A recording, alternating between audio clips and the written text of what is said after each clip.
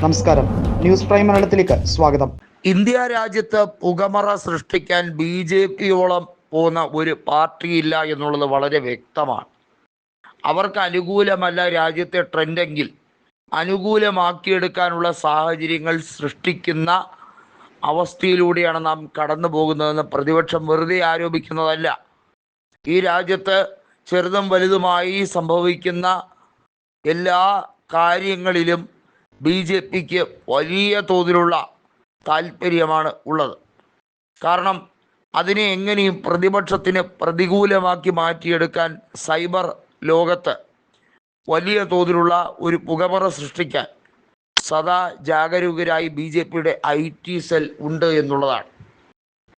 നമുക്കറിയാം, ഈ enforcement ഡയറക്ടറേറ്റിൻ്റെ south മുംബൈയിലെ, അതായത് ദക്ഷിണ മുംബൈയിലെ ഓഫീസിൽ തീ പടർന്നപ്പോൾ ഏറ്റവും പ്രധാനമായി BJP-ക്ക് വിലങ്ങുതടിയാകാൻ സാധ്യതയുള്ള വൻകിട കോർപ്പറേറ്റുകളുടെ പല കേസുകളുമായി ബന്ധപ്പെട്ട വിവരങ്ങളും കത്തി നശിച്ചു എന്നത് ഒരു നടുക്കത്തോടെയാണ് ഇന്ത്യയിലെ പൊതുസമൂഹം അത് ഏറ്റെടുത്തിരിക്കുന്നത്.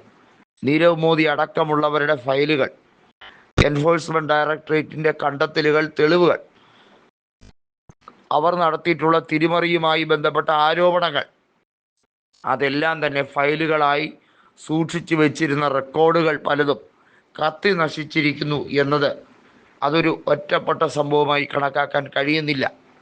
ഇതിനു മുമ്പ് പല രീതിയിലുള്ള കൃത്രിമത്വവും ഉണ്ടായിട്ടുണ്ട് എന്നുള്ളത് ആരോപിക്കപ്പെടുന്നതാണ്.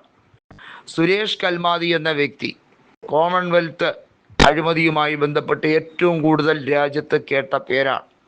കോൺഗ്രസിനെ ഒരുപക്ഷെ ഏറ്റവും വലിയ ഗർത്തത്തിലേക്ക് തള്ളിവിട്ട വ്യക്തി എന്ന് തന്നെ കൽമാതിയെക്കുറിച്ച് പറയേണ്ടി വരും. ED അന്വേഷണത്തിൽ പ്രത്യേകമായും, അതായത് പ്രോസിക്യൂഷന് പ്രത്യേകമായും ഒരു തെളിവും കണ്ടെത്താൻ കഴിഞ്ഞിട്ടില്ല എന്നുള്ള ഒരു തീരുമാനത്തിലേക്കാണ് കോടതി എത്തിയിരിക്കുന്നത്.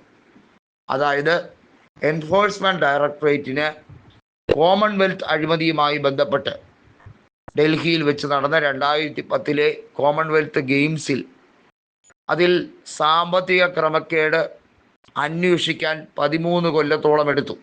അവിടെ മണി ലോണ്ടറിങ്ങുമായി ബന്ധപ്പെട്ട സെക്ഷൻ 3 പ്രകാരമുള്ള അന്വേഷണം നടന്നപ്പോൾ നിലവിൽ സാഹചര്യ തെളിവുകൾ ഒന്നും തന്നെ കോൺഗ്രസിനോ കോമൺവെൽത്ത് സംഘാടകർക്കോ പ്രതികൂലമല്ല എന്ന് വാദിച്ചിരിക്കുന്ന സാഹചര്യമാണ്.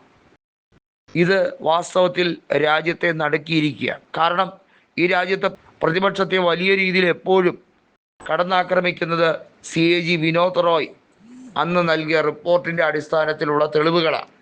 ആ തെളിവുകൾ അത് മതിയായ രേഖകളല്ല.